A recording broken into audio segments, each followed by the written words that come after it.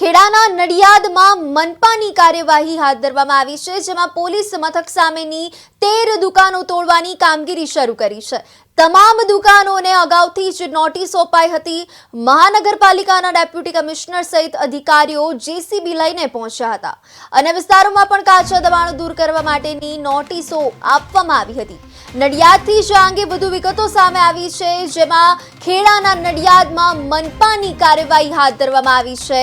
Police મથક સામેની 13 દુકાનો તોડવાની કામગીરી હાથ ધરી છે, જેમાં અગાઉથી જ તમામ દુકાનોને નોટિસ પણ આપવામાં આવી હતી। તદુપરાંત મહાનગરપાલિકાના ડેપ્યુટી કમિશનર સહિત અધિકારીઓ પણ જેસીબી લઈને પહોંચ્યા હતા અને વિસ્તારમાં પણ કાચા દબાણોને દૂર કરવાની કાર્યવાહી હાથ ધરવામાં આવી।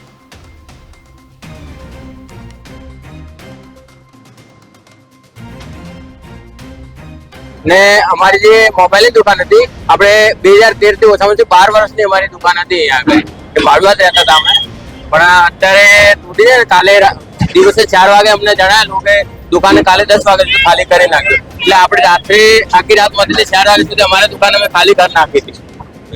ને હવે અમે થાય છે કે આગળ અમે બેરોજગાર થઈ ગયા છે। આગળ માંગણી એ છે કે વૈકલ્પિક વ્યવસ્થા કરો અમારા। નગરપાલિકા જાહેર થયા બાદ અત્યારે નડિયાદ રેલવે સ્ટેશન કહેવાય છે પોલીસ સ્ટેશન, તેની સામે આ ડિમોલેશનની કામગીરી ચાલુ છે અને અહીંયા નડિયાદ મહાનગરપાલિકાના ડેપ્યુટી કમિશનર સહિત મોટાભાગનો સ્ટાફ છે અને આ દુકાનો હટાવવાનું કામગીરી ચાલુ છે। હાઈકોર્ટના ચુકાદા બાદ આ કામગીરી ચાલુ છે, તો આપણે સીધી વાત કરીશું અહીંયાના જે નડિયાદ મહાનગરપાલિકાના ડેપ્યુટી કમિશનર સાહેબ સાથે। જી સાહેબ, શું કાર્યવાહી કરવામાં આવી છે? હાલમાં જે ટાઉન હોલની જગ્યા હતી એમાં ટાઉન હોલ જર્જરિત થઈ ગયેલો હતો અને એને દૂર કરવામાં આવે, ત્યારબાદ આગળ એના મોરા ઉપર જ જે તે સમયે દુકાનો ભાડે આપવામાં આવેલ હતી।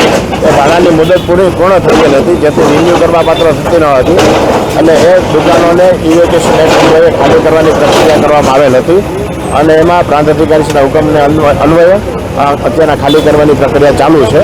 આ જે જગ્યા છે એ જગ્યામાં બાજુમાં રેલવે સ્ટેશન અને બસ સ્ટેન્ડ બંને નવા બની રહ્યા છે અને નગરપાલિકા તે સમય નગરપાલિકા હાલમાં મહાનગરપાલિકા દ્વારા અહીંયા સૂકી બસ સ્ટેન્ડ બનાવવાની કામગીરી શરૂ કરવામાં આવનાર છે।